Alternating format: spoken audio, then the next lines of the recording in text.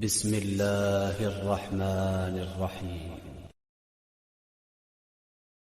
الذين يأكلون الربا لا يقومون إلا كما يقوم الذي يتخبطه الشيطان من المس، ذلك بأنهم قالوا إنما البيع مثل الربا وأحل الله البيع وحرم الربا، فمن جاءه موعظة من ربه فانتهى فله ما سلف وأمره إلى الله، ومن عاد فأولئك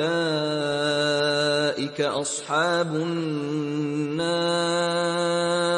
هم فيها خالدون. As for those who devour interest, they behave as the one whom Satan has confounded with his touch.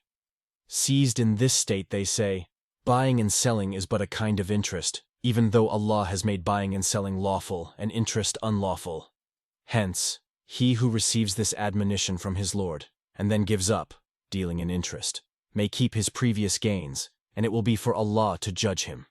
As for those who revert to it, they are the people of the fire, and in it shall they abide. From these verses begins the description of the forbiddance of riba and the injunctions relating to its unlawfulness.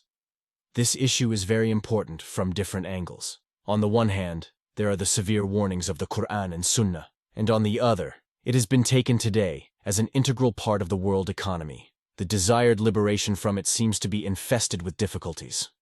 The problem is very detail-oriented and has to be taken up in all possible aspects. First of all, we have to deliberate into the correct interpretation of these verses of the Quran and into what has been said in authentic ahadith, and then determine what riba is in the terminology of the Quran and Sunnah, what transactions it covers, what is the underlying wisdom behind its prohibition, and what sort of harm it brings to society.